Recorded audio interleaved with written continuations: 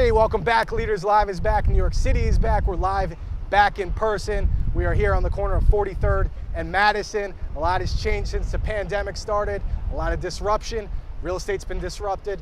More sublease spaces available on the market than ever before. But other sectors have accelerated. Case in point, medical tech industry has completely exploded. A $3 trillion industry has grown out of control. We're going to meet with one of the leaders in this industry, Akili Hinson, founder and CEO of Juno Medical. And we're going over to 335 Madison Avenue, the company building, the 16th floor. Let's go. Let's go take a look.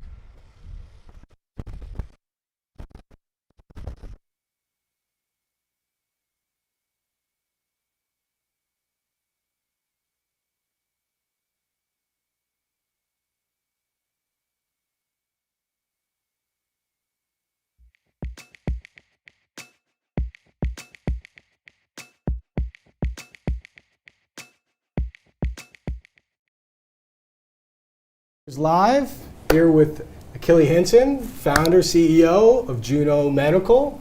Welcome to the show today. Thank you. This is exciting. We're back from the pandemic and first live and in-person show. Indeed. Happy to be here. Yeah, absolutely. Before we get started, just shout out to Entre, community of entrepreneurs, which we're streaming here on YouTube. 30,000 entrepreneurs. Check out joinentre.com. Great community, startup founders, find your own co-founder, engineer, whatever it may be, build up your company. But let's get into the good stuff here. What's happening, what you're building, one of the fastest growing medical tech companies in the city, Juno Medical. Before all this, you started January 2020. Can you give us a little context what you're doing before? You were with Goldman, you were with McKinsey in the healthcare industry, but also a doctor or helping out other people. But give us a little context where this all started. Yeah, so I'm a physician by training. Physician, yep. So Absolutely. I went to medical school and then surgery residency here in New York City at Cornell. In the middle of my surgery residency, went to the powers that be, kind of like senior surgeons, and I said, I don't think I want to go into the research lab. I think I want to go get an MBA.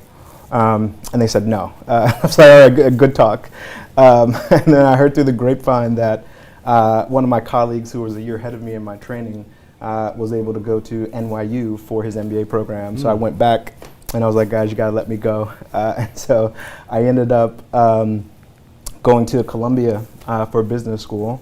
And it was kind of at Columbia where I got exposed to this idea of there being like scale in your professional impact, right? So like up until that point, I had been clinical for like my entire adult life, meaning taking care of one patient at a time.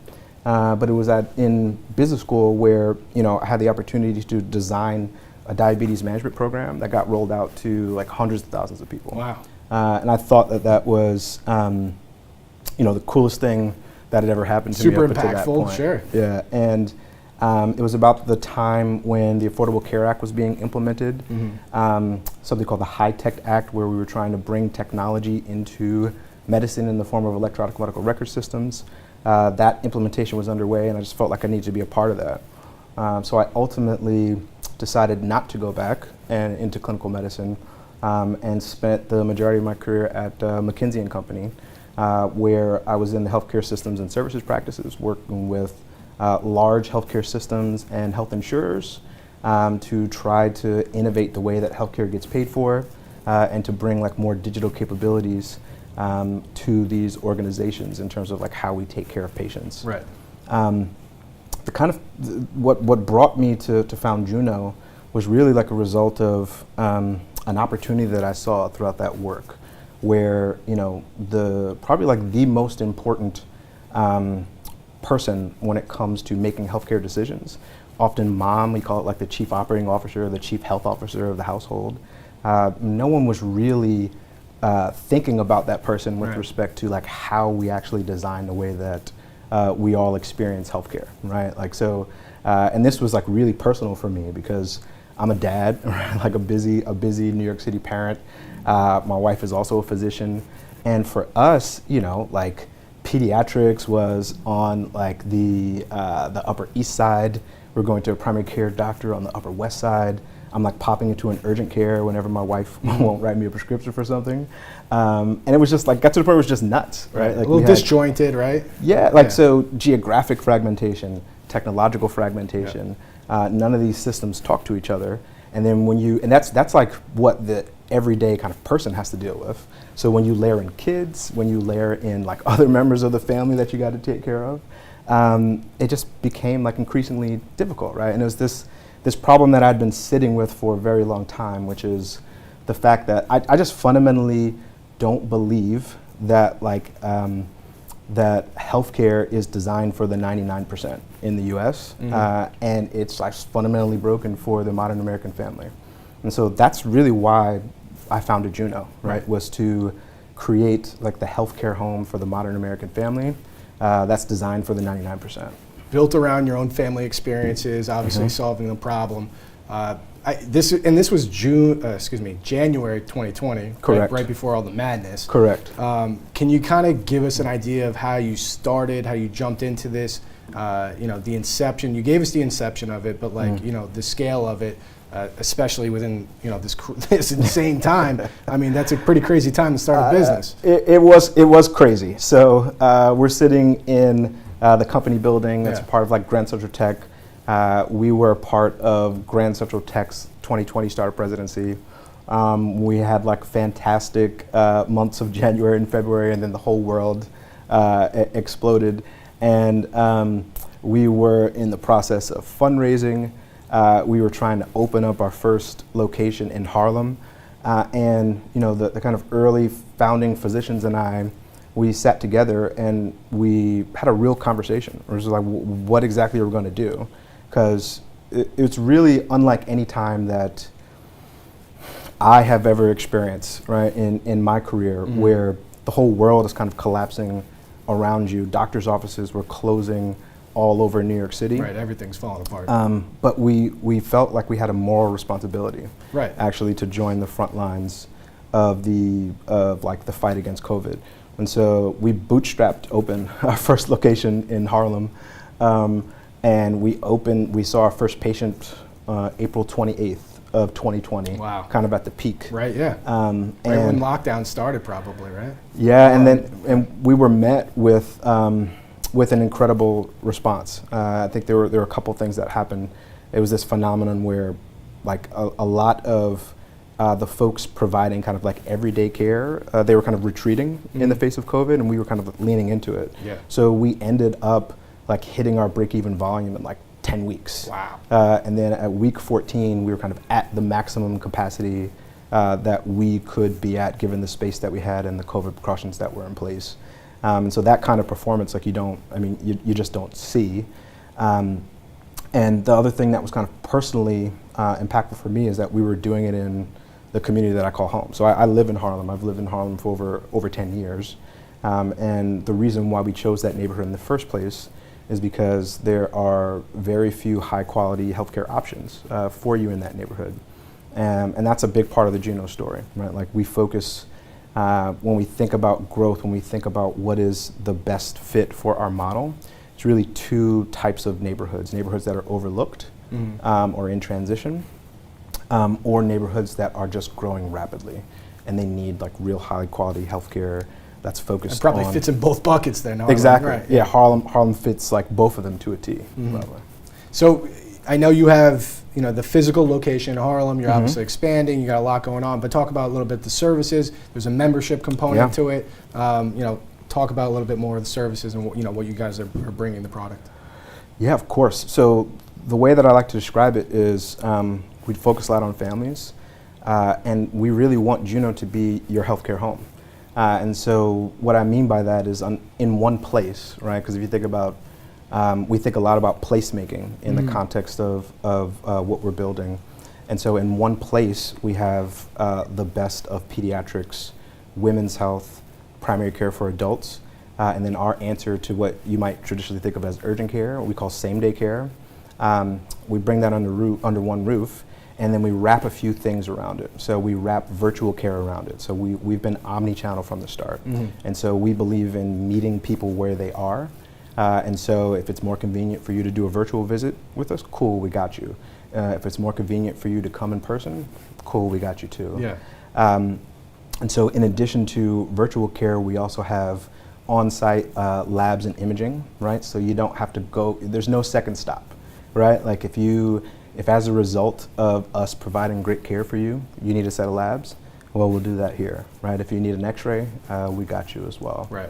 And then you mentioned membership.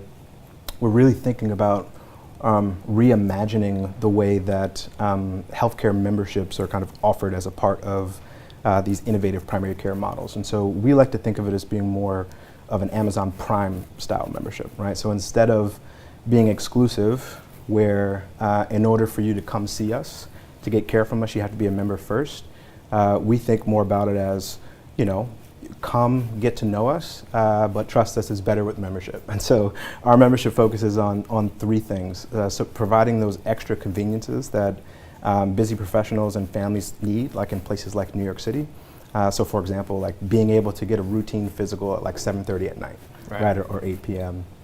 The second thing that we focus on is, because we know like pocket and pocketbook matters a lot, particularly in this economy and these times, providing exclusive savings to our members. So we use kind of the membership as a tool for us to go out to brands and services that we love and local businesses to say, hey, we've got a group of people who are really passionate about improving their health, or they're kind of like busy families in the neighborhood and they would be a good match for the services that you have to offer.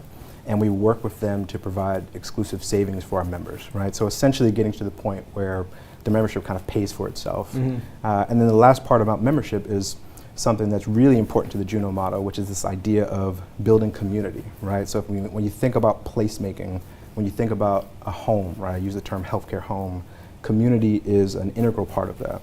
And so we have like events and programs that, like, trust me, you will actually want to attend, because when people think a lot about a program that their doctor's office might offer, it's not typically something that people get excited about, but we're really trying to reimagine how we offer like additional resources and guidance. And it doesn't always have to be about health, right? It can be about having interesting conversations, bringing authors into our spaces and communicating with our members and our patients, focusing a lot on art and music and culture. And so it's something that we're really excited. The pre-sale is available now.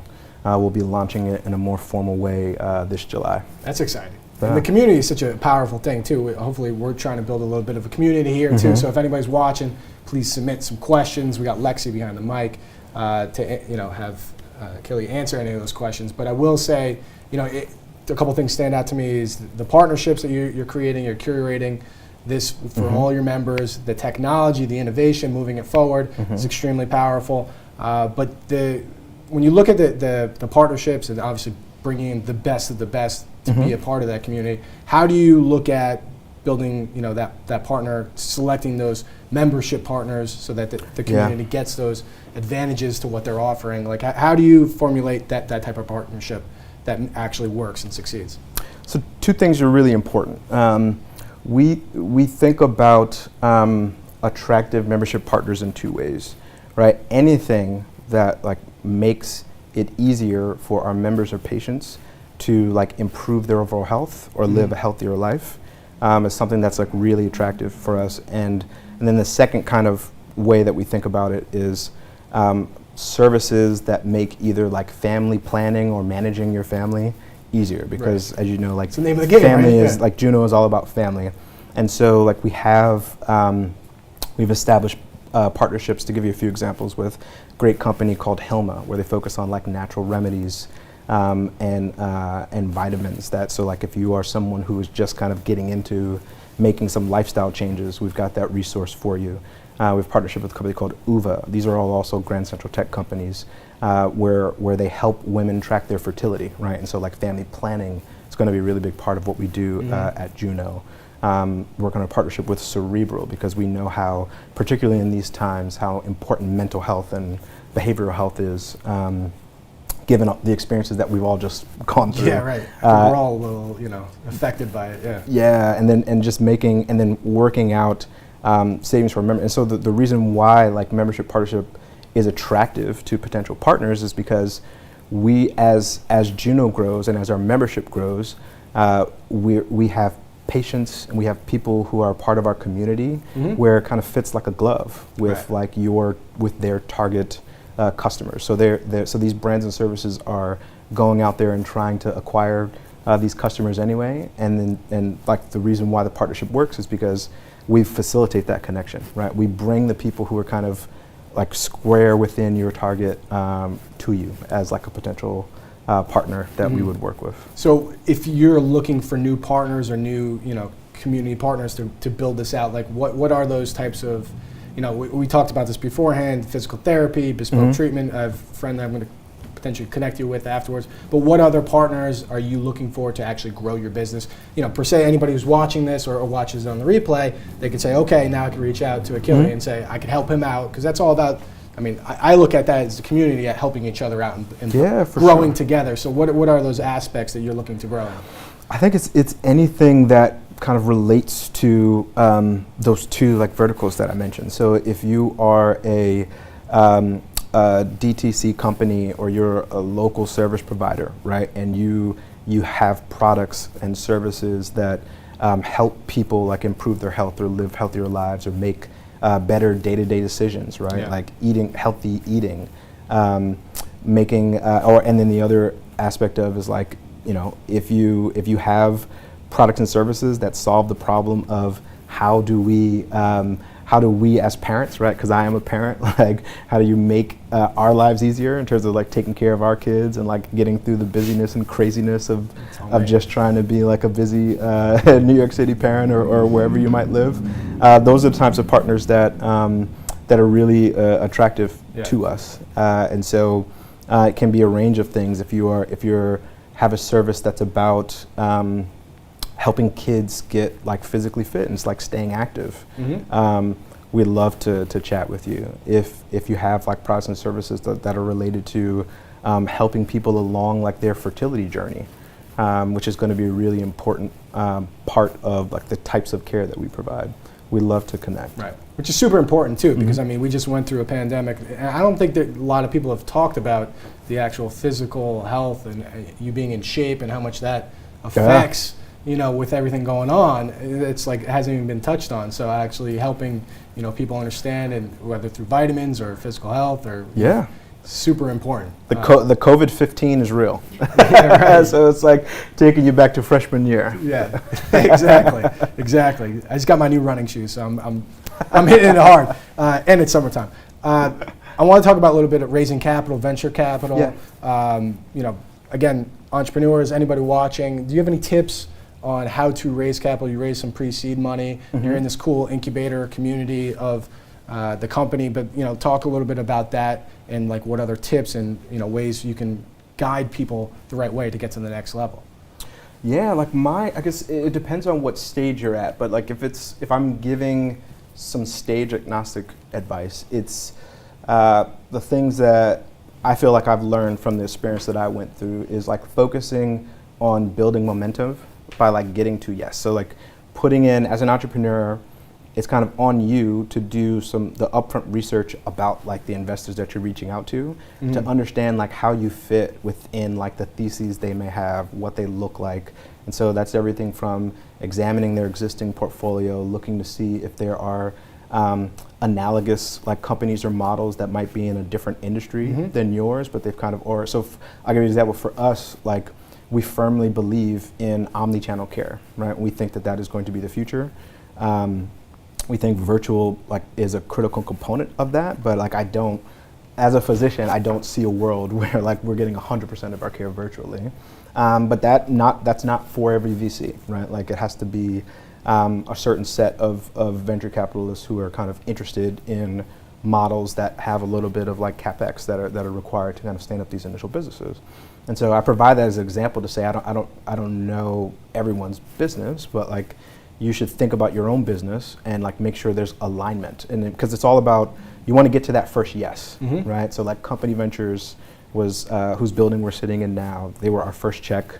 We were part of Grand Central Tech residency, and the big kind of turning point for us was just getting that first yes. The other thing that I would say about raising capital is, making sure that you think through like the strategy from end to end, because it's less about one of the mistakes I talk about in the context of some of the mistakes that I think I made, like in reflection. And I wanted to have. I spent almost 5 years at McKinsey, so I wanted to have like the perfect like financial model down to the a penny. But that's at the stage that we were at. Right, that's not the way that people thought about like making these investments, because you just don't know. And so it's about, when you think about like the strategy for your stage in terms of how you're going to position the attractiveness of this investment, it helps you better prioritize your time and how you're going to like spend your time like raising, how you're going to spend time preparing to raise capital. Right. So before we get to the Q&A and some of the questions, I wanted to kind of stick with that. After identifying venture capital or the funding or whoever's aligned, how do you typically stay in touch with these investors? Because it's obviously not an overnight thing. Hey, look at my company, check it out. This is where we're going. Okay, I'll give you money. That's not how it happens, unfortunately. And you got to continue probably to give updates or whatever else like that. But like, how did you strategize to stay in contact with, Mac from Rare Breed Ventures or whoever it may be? Shout out to Mac and Elliot. Shout out to Mac. Yeah, shout out to Mac. But any of those other investors that you were working with, like how did you stay in touch, right? Like how did you make it to the next step? So I think I actually think like round dynamics play out perhaps like a little bit differently, because like when once you get that first yes, right, then capital often comes together quickly, and then it actually can take the shape of having like one meeting, having like one follow-up, and then checks are being wired. I think there's this phrase like you always want to be thinking about the next round, right? And so I think that's where what you're describing probably comes more into play.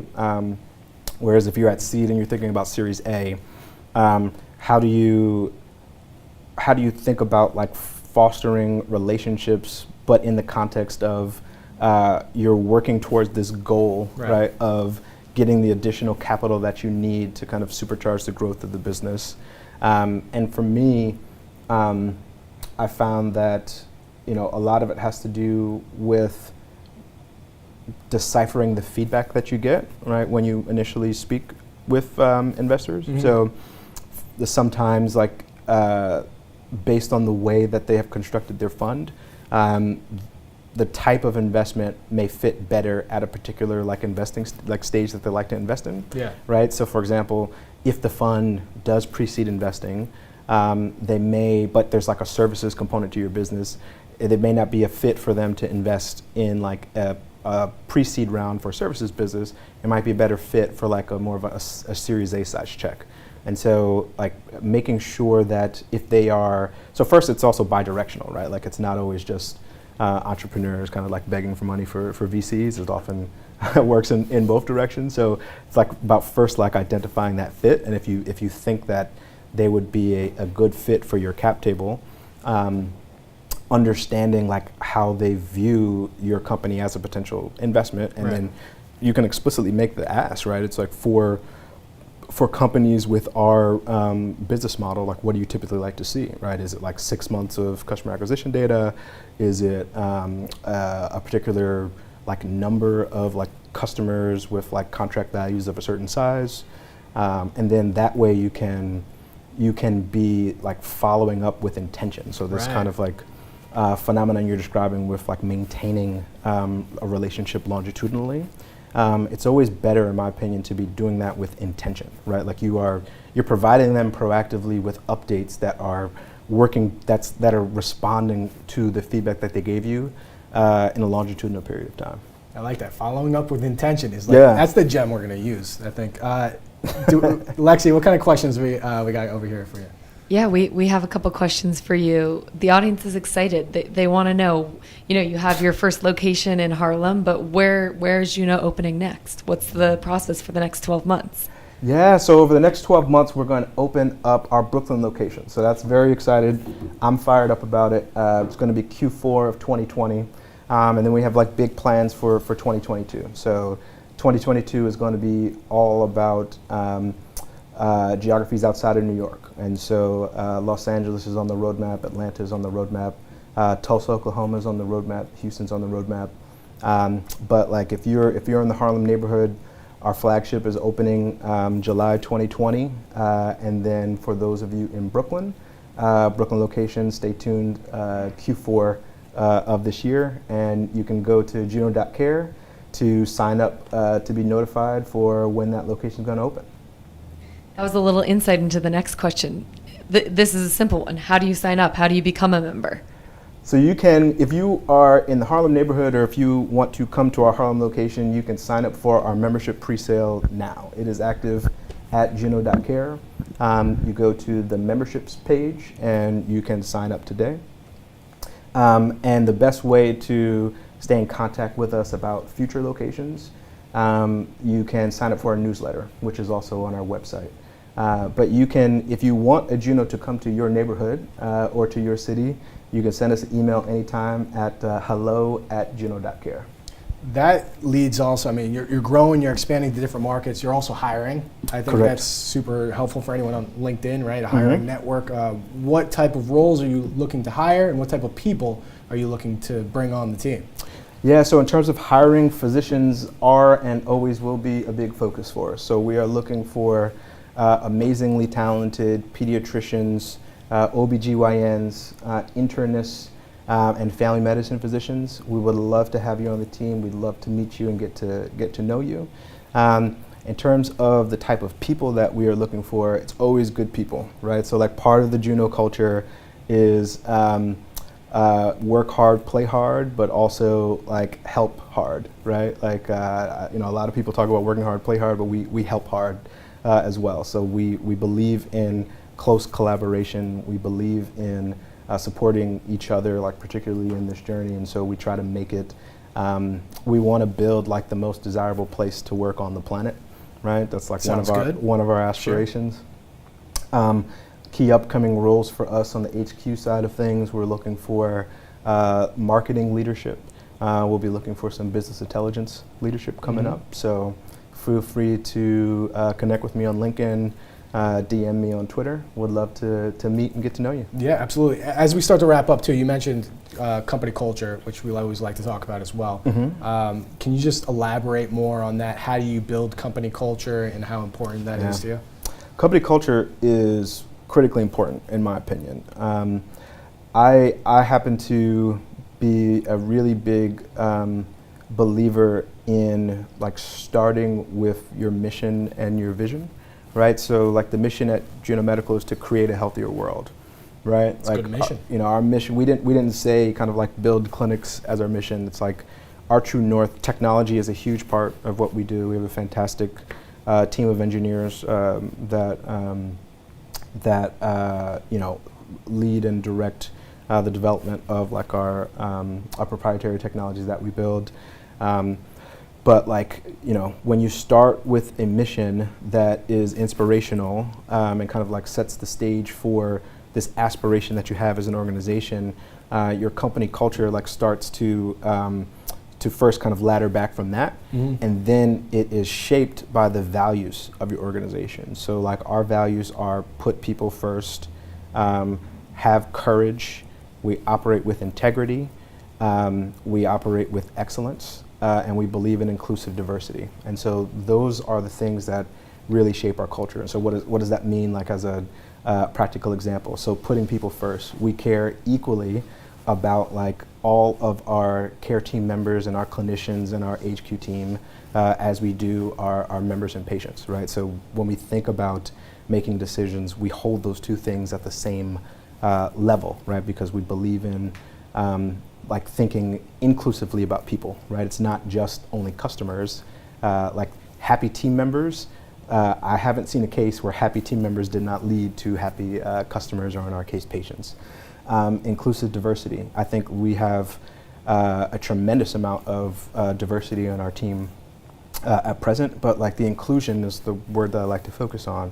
And so the way that I like to describe it is like, you can think about like having diversity at the dance by getting an invitation, right? Like diversity is like everybody gets an invitation to the dance.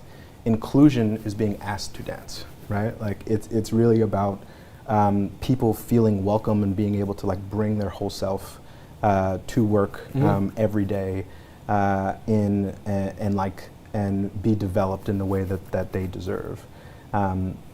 Other ways that our values kind of like shape our culture. We have culture, we have one of our values, like I mentioned, is courage, right? Like there's no way that we're going to build $1 billion business if we are timid and we're not operating with courage. And so that means that we take calculated risks, right? Like we will always push, right, for us to be aspirational in terms of like how we set our objectives and think about our OKRs.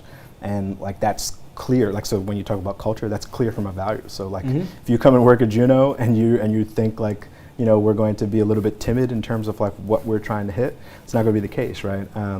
We are going to kind of like operate with courage and excellence. I'll give you an example. We have a high bar, right? There's a high bar for the quality of work that we do. There's a high bar for the care that we provide folks. There's a high bar for the environment that we create for our patients and members.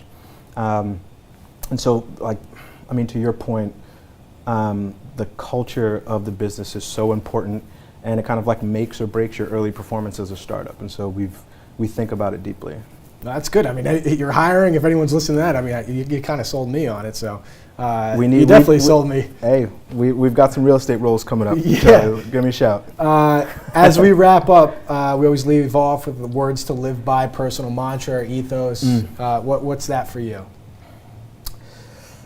So let me think about this. You're dropping so many gems right here. I mean, you probably already dropped a couple. It's a good question. I know. I'm already spent, Charlie. I think, you know, something that is really important to me personally, and I'll tie this to Juno, right, is that we were founded on this principle that everyone is deserving of great care, right? Like no matter, you know, the zip code that you're born in, the color of your skin, who you choose to love, we think that everybody should get like the same high quality standard of amazing care that we're all deserving of. And I think that's the gem that I will leave, is that like if the rest of the healthcare industry were to kind of do things the Juno way, right, and operate with this principle that everyone is deserving of great care, we'd move away from like the two-tiered healthcare system that we have today. Yeah. So that's all I got. That's good. That's good. That's a great way to leave off. I appreciate your time. We'll be sharing this, and we'll be doing this next week as well. So that's it for today. Appreciate your time, Leaders Live, and thanks for watching, guys. All right. Thank you. All right, Nadal, we're good to go.